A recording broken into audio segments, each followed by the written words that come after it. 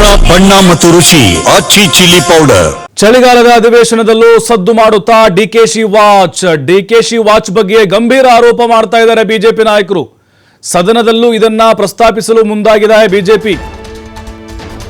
ಇದನ್ನ ದೊಡ್ಡ ಮಟ್ಟಕ್ಕೆ ತೆಗೆದುಕೊಂಡು ಹೋಗಲಿಕ್ಕೆ ಬಿಜೆಪಿ ನಾಯಕರು ನಿರ್ಧಾರವನ್ನು ಮಾಡಿದ್ದಾರೆ. ಡಿಕೆ ಶಿವಕುಮಾರ್ ಅದರ ಬಗ್ಗೆ ಆಲ್ರೆಡಿ ಕ್ಲಾರಿಟಿ ಕೊಟ್ಟಿದ್ದಾರೆ. ಅಫಿಡವಿಟ್ ಸಲ್ಲಿಸಿದ್ದೇನೆ ಅಂತ ಹೇಳಿದ್ದಾರೆ. ಇಲ್ಲ, ನೀವು ಎಲ್ಲ ವಾಚ್ಗೂ ಸಲ್ಲಿಸಿಲ್ಲ ಅಂತ ಇವರು ಹೇಳ್ತಾ ಇದ್ದಾರೆ. ಸದನದಲ್ಲಿ ಗದ್ದಲ ಮಾಡಬೇಕು ಅಂತ ಪ್ಲಾನ್ ಇದೆ. ಹಿಂದೆ ಹ್ಯೂಬ್ಲೇಟ್ ವಾಚ್ನಿಂದಾಗಿ ಸಿಎಂಗೆ ಮುಜುಗರ ಎದುರಾಗಿತ್ತು, ಬಹಳ ಕಾಸ್ಟ್ಲಿಯೆಸ್ಟ್ ವಾಚ್ ಅಂತೇಳಿ. ಸದನದ ಒಳಗೆ ಹೊರಗೆ ದೊಡ್ಡ ಮಟ್ಟದಲ್ಲಿ ಸದ್ದು ಮಾಡಿದಂತಹ ಕೇಸ್ ಇದು, ಹ್ಯೂಬ್ಲೇಟ್ ವಾಚ್.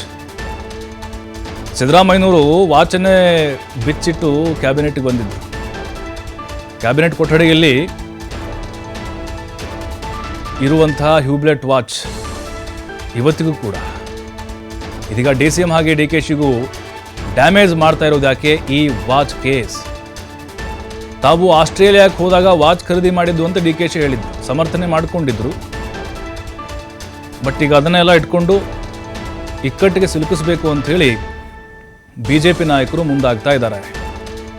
ಚರ್ಚೆಗೆ ಅವಕಾಶವನ್ನು ಮಾಡಿಕೊಡ್ಬೇಕು ಅಂಥೇಳಿ DK ಶಿವಕುಮಾರ್ ಹೇಳಿದ್ದಾರೆ. 24 ಲಕ್ಷ ಅದರದ್ದು ಮೂಲ ಬೆಲೆ, ಆಸ್ಟ್ರೇಲಿಯಾದಲ್ಲಿ ಕ್ರೆಡಿಟ್ ಕಾರ್ಡ್ ಮೂಲಕ ಪರ್ಚೇಸ್ ಮಾಡಿದ್ದು ಅಂತೇಳಿ. ಸಿದ್ದರಾಮಯ್ಯನವ್ರದ್ದು ಕೂಡ ಇವರೇ ಸಮರ್ಥನೆ ಮಾಡ್ಕೊಂಡಿದ್ರು. ಅವರಿಗೆ ಅವರು ಪುತ್ರ ಕೊಟ್ಟಿರ್ಬೋದು ಗಿಫ್ಟ್ ಅಂತೇಳಿ.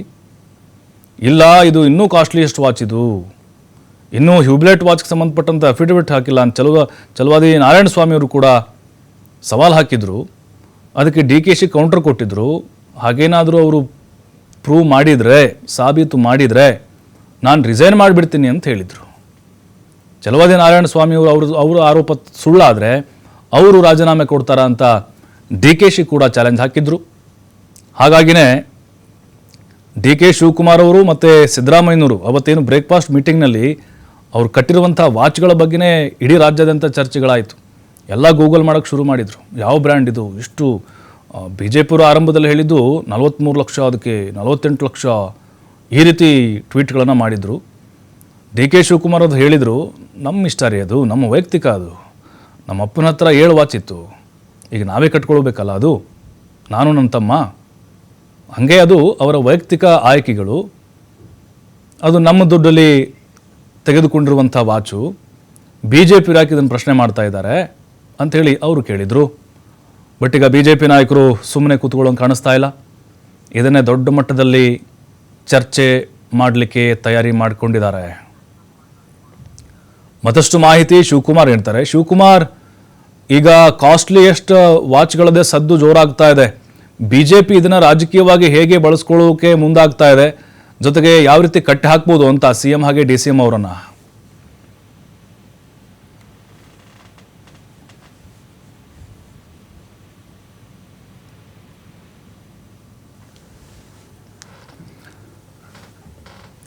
ಶಿವಕುಮಾರ್, ನನ್ನ ಧ್ವನಿ ಕೇಳಿಸ್ತಾ ಇದ್ರೆ, ಈಗ ವಾಚ್ ಪ್ರಕರಣಕ್ಕೆ ಸಂಬಂಧಪಟ್ಟಂತೆ ಯಾವ ರೀತಿ BJP ನಾಯಕರು CM DCMಗೆ ಮುಜುಗರ ಮಾಡ್ಲಿಕ್ಕೆ ಪ್ಲಾನ್ ಮಾಡ್ಕೊಂಡಿದ್ದಾರೆ ಅಂತ?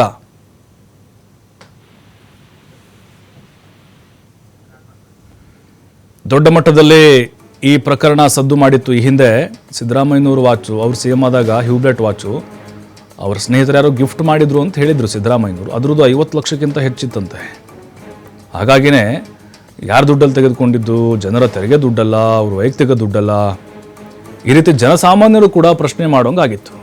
ಈಗಲೂ ಕೂಡ ಅದನ್ನು ರಾಜಕೀಯವಾಗಿ ಬಳಸ್ಕೊಳ್ಳಿಕ್ಕೆ BJP ನಾಯಕರು ಮುಂದಾಗ್ತಾ ಇದ್ದಾರೆ. ಮತ್ತಷ್ಟು ಮಾಹಿತಿ ಶಿವಕುಮಾರ್ ಹೇಳ್ತಾರೆ. ಶಿವಕುಮಾರ್, ಈಗ ಕಾಸ್ಟ್ಲಿಯೆಸ್ಟ್ ವಾಚುಗಳ ಬಗ್ಗೆನೇ ದೊಡ್ಡ ಚರ್ಚೆ ಆಗ್ತಾ ಇದೆ. ಇದನ್ನು ರಾಜಕೀಯವಾಗಿ BJP ನಾಯಕರು ಸದನದಲ್ಲಿ ಹೇಗೆ ಬಳಸಿಕೊಳ್ಬೋದು, ಹೇಗೆ ಕಟ್ಟಿ ಹಾಕ್ಬೋದು CM ಹಾಗೆ DCM ಅವರನ್ನ? ಪ್ರಭು, DK ಶಿವಕುಮಾರ್ ಅವರ ವಾಚಿನ ಬಗ್ಗೆ ಈಗ ದೊಡ್ಡ ಮಟ್ಟದಲ್ಲಿ ಸದ್ದಾಗ್ತಾ ಇದೆ. ಯಾಕಂದ್ರೆ BJP ನಾಯಕರು ಇದನ್ನೇ ದೊಡ್ಡದು ಮಾಡುವಂತ ಪ್ರಯತ್ನವನ್ನ ಮಾಡ್ತಾ ಇದ್ದಾರೆ. ಹಿಂದೆ ಸಿದ್ದರಾಮಯ್ಯ ಅವರು ಮುಖ್ಯಮಂತ್ರಿ ಆಗಿದ್ದಂತ ಸಂದರ್ಭದಲ್ಲೂ ಕೂಡ ಯಾರೋ ದುಬೈನವರು ಗಿಫ್ಟ್ ಕೊಟ್ಟಿದ್ದಂತಹ ವಾಚ್ ಬಗ್ಗೆ ದೊಡ್ಡ ಮಟ್ಟದ ಚರ್ಚೆ ಆಗಿತ್ತು. ಸಮಾಜವಾದಿ ಸಿದ್ದರಾಮಯ್ಯನವರು ಲಕ್ಷಾಂತರ ರೂಪಾಯಿ ಮೌಲ್ಯದ ಹ್ಯೂಬ್ಲೆಟ್ ವಾಚ್ ಅನ್ನ ಕಟ್ಟಿದ್ದಾರೆ ಅನ್ನುವಂತ ದೊಡ್ಡ ಮಟ್ಟದ ಹೋರಾಟಗಳು ಆ ಸಂದರ್ಭದಲ್ಲಿ ನಡೆದಿತ್ತು. BJP ಅದನ್ನೇ ಹೈಜಾಕ್ ಕೂಡ ಮಾಡಿತ್ತು. ಆ ಸಂದರ್ಭದಲ್ಲಿ ಸರ್ಕಾರ ಮತ್ತೆ ಅವತ್ತಿನ ಕಾಂಗ್ರೆಸ್ ಪಕ್ಷಕ್ಕೆ ದೊಡ್ಡ ಮುಜುಗರವನ್ನ ತಂದಿತ್ತು.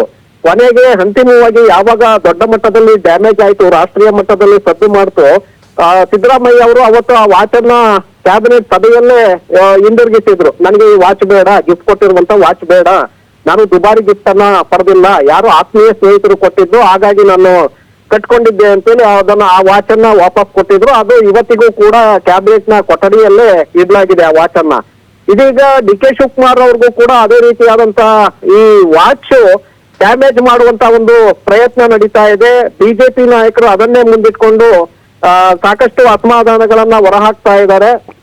ಅಫಿಡವಿಟ್ ನಲ್ಲಿ ದುಬಾರಿ ವಾಚ್ ಅನ್ನ ನೀವು ಕಟ್ಟಿದ್ದೆ ಆದ್ರೆ ಅದರ ಬಗ್ಗೆ ನೀವು ಅಫಿಡವಿಟ್ ನಲ್ಲಿ ಅದನ್ನ ತನಿಖೆ ಮಾಡ್ಬೇಕು, ಅದನ್ನ ನೀಡಬೇಕು. ಇಂತಿಂತ ವಸ್ತುಗಳಿದೆ, ಇಷ್ಟಿಷ್ಟು ಆಸ್ತಿ ಇದೆ, ಇಷ್ಟು ಹಣ ನಮ್ಮಲ್ಲಿದೆ, ಇಷ್ಟು ಸಾಲ ಇದೆ, ಇದೆಲ್ಲವನ್ನು ಕೂಡ ಅಫಿಡವಿಟ್ ನಲ್ಲಿ ಸಲ್ಲಿಸಬೇಕಾಗತ್ತೆ ನೀವು ಚುನಾವಣೆಗೆ ಮುನ್ನ. ಹಾಗಾಗಿ ಈ ವಾಚ್ ಬಗ್ಗೆ ನೀವು ಹ್ಯೂಬ್ಲೋಟ್ ವಾಚ್ ಬಗ್ಗೆ ಯಾಕೆ ತನಿಖೆ ಮಾಡಿಲ್ಲ? ಈಗಾಗಲೇ ಡಿ ಕೆ ಶಿವಕುಮಾರ್ ಅವರು ಕೂಡ ಅದರ ಬಗ್ಗೆ ಸಮರ್ಥನೆಯನ್ನ ಕೊಟ್ಟಿದ್ದಾರೆ. ಆಸ್ಟ್ರೇಲಿಯಾ ಪ್ರವಾಸಕ್ಕೆ ಹೋದಂತ ಸಂದರ್ಭದಲ್ಲಿ ನಾನು 26 ಲಕ್ಷ ರೂಪಾಯಿ ಕೊಟ್ಟು ವಾಚ್ ಅನ್ನ ಪರ್ಚೇಸ್ ಮಾಡಿದ್ದೆ ಅಂತೇಳಿ ಹೇಳಿದ್ದಾರೆ.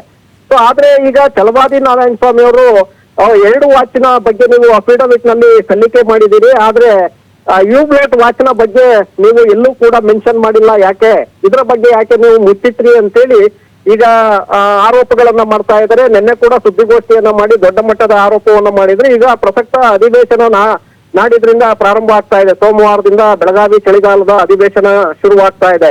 ಚಳಿಗಾಲದ ಅಧಿವೇಶನದಲ್ಲೂ ಕೂಡ ಇದನ್ನೇ ದೊಡ್ಡ ಮಟ್ಟದಲ್ಲಿ ಪ್ರಸ್ತಾಪವನ್ನ ಮಾಡಿ ಚರ್ಚೆಗೆ ತೆಗೆದುಕೊಳ್ಬೇಕು ಅನ್ನುವಂತ ನಿಟ್ಟಿನಲ್ಲಿ ಬಿಜೆಪಿ ನಾಯಕರು ಯೋಚನೆಯನ್ನ ಮಾಡ್ತಾ ಇದ್ದಾರೆ. ಯಾಕೆಂದ್ರೆ ಇದರಿಂದ ಕಾಂಗ್ರೆಸ್ ಪಕ್ಷಕ್ಕೆ ಮುಜುಗರವನ್ನ ಉಂಟು ಮಾಡಬಹುದು ಅನ್ನುವಂತ ಒಂದು ಅಸ್ತ್ರವನ್ನ ಬಳಕೆ ಮಾಡ್ಕೊಳ್ಳೋದಕ್ಕೆ ಬಿಜೆಪಿ ನಾಯಕರು ಹೊರಟಿದ್ದಾರೆ ಪ್ರಭು.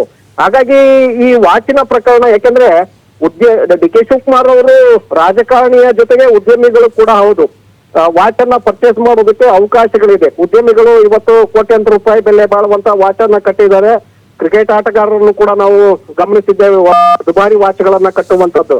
ಹಾಗಾಗಿ ಈ ವಾಚಿನ ಬಗ್ಗೆ ಯಾಕೆ ಇಷ್ಟು ದೊಡ್ಡ ಮಟ್ಟಕ್ಕೆ ಬಿಜೆಪಿ ವಿರೋಧವನ್ನ ಮಾಡ್ತಾ ಇದೆ ಅನ್ನುವಂಥದ್ದು ಇಲ್ಲಿ ಎದುರಾಗ್ತಾ ಇರುವಂತಹ ಪ್ರಶ್ನೆ.